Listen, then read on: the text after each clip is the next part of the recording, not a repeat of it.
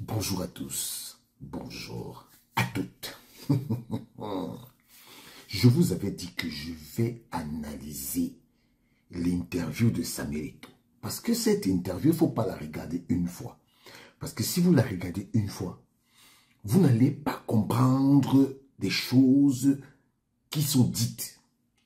Parce que l'interview de Samuel Eto'o est intelligente. L'interview de Samuel Eto'o est éducative. Et l'interview de Samuel Eto'o elle nous enseigne sur les pratiques que certaines personnes font dans notre pays et qui ne sont pas normales. On n'a pas besoin de venir dire à quelqu'un qu'il fait son mauvais travail en criant, en vociférant. Non.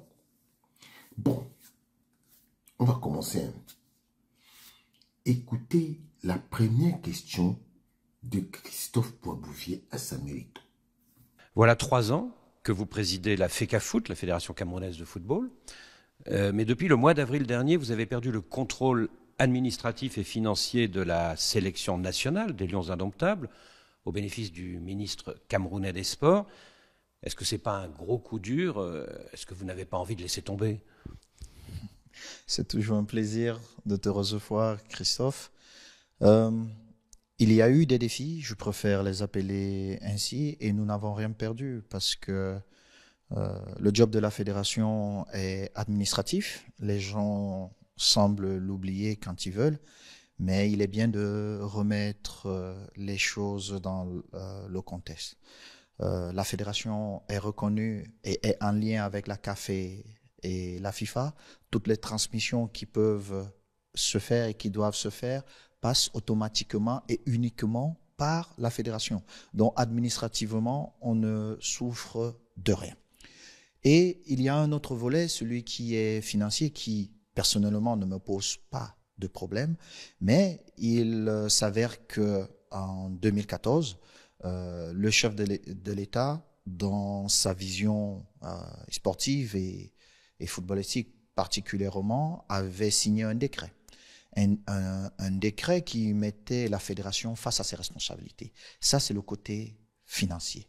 Donc, ces derniers qui sont contrôlés par les services de l'État sont sous la responsabilité du président de la Fédération camerounaise de football. Il s'avère que depuis le mois d'avril, comme vous le dites, ce décret n'est pas respecté, mais je vous dis encore, je suis tranquille. Pourquoi? Parce que vous n'êtes jamais à l'abri d'une mauvaise accusation ou d'une fausse accusation qui pourrait avoir beaucoup de dégâts. Maintenant, pour que la responsabilité du président de la fédération que je suis ne soit plus engagée, il suffisait juste de faire les choses bien. Ça veut dire me saisir administrativement et dire que le décret du chef de l'État de 2014 ne serait plus respecté. Et dès lors, moi, quand les services de l'État se présenteront à la Fédération camerounaise de football pour qu'on travaille sur les justificatifs et sur les lignes budgétaires qui ont été mises à la disposition de la Fédération camerounaise de football, que je puisse brandir un document qui couvre ma responsabilité. Mais il s'avère que ce document n'existe pas et j'espère que le moment venu, quand il faudra répondre sur toutes ces questions, qu'on n'essayera pas de manipuler l'opinion publique en essayant d'engager la responsabilité du président de la Fédération camerounaise de football. Tous les problèmes que vous avez eus, je dis c'est dommage parce que nous travaillons normalement pour le même objectif. Seulement, notre exécutif essaye d'aller un peu plus loin, se permet de rêver, de dire il faut construire les victoires de demain. Et c'est ce que nous faisons. Et vous êtes mieux placé, Christophe, que moi pour savoir que les victoires de demain se construisent aujourd'hui.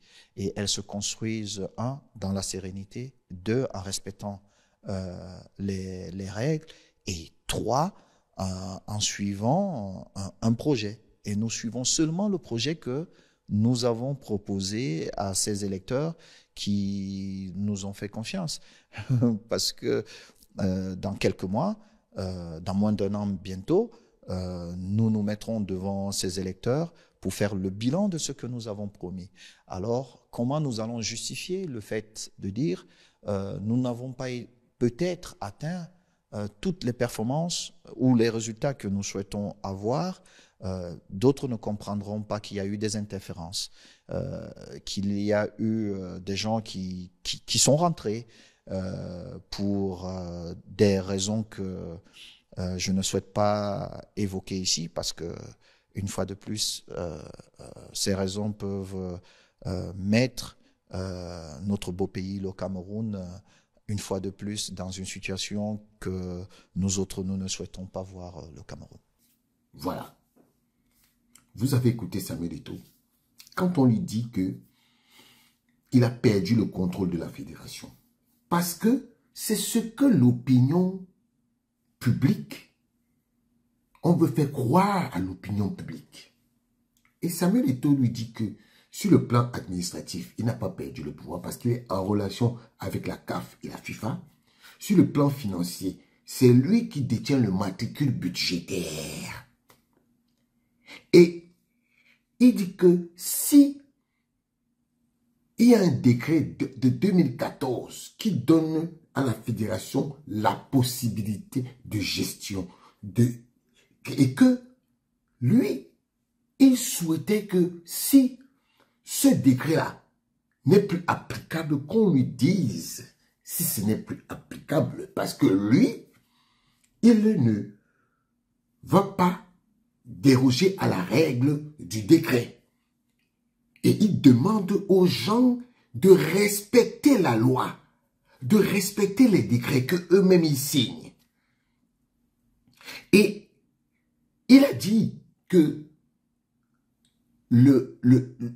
l'argent que l'État donne à la fédération est contrôlable.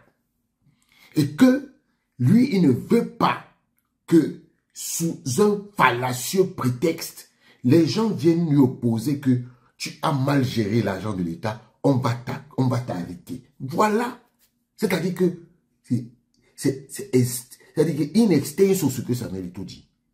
Parce que les gens, il faut savoir que désormais, depuis 2023, les fédérations bénéficient d'un matricule budgétaire qui leur donne la possibilité de prendre de l'argent auprès de l'État. Et il faut savoir que la fédération est responsable de l'argent que l'État met à sa disposition. Quand il y a l'audit, on fait l'audit sur ce que l'État a donné. S'il y a une faute de gestion, on vous arrête. Sachez que c'est un piège, cette histoire de matricule budgétaire. Parce que celui qui va s'amuser à distraire l'argent de l'État, ce n'est pas la première fois, ce n'est pas la deuxième fois. Samuel Eto'o, après des campagnes de Lyon, a retrocédé l'argent de l'État. Il a retrocédé l'argent de l'État.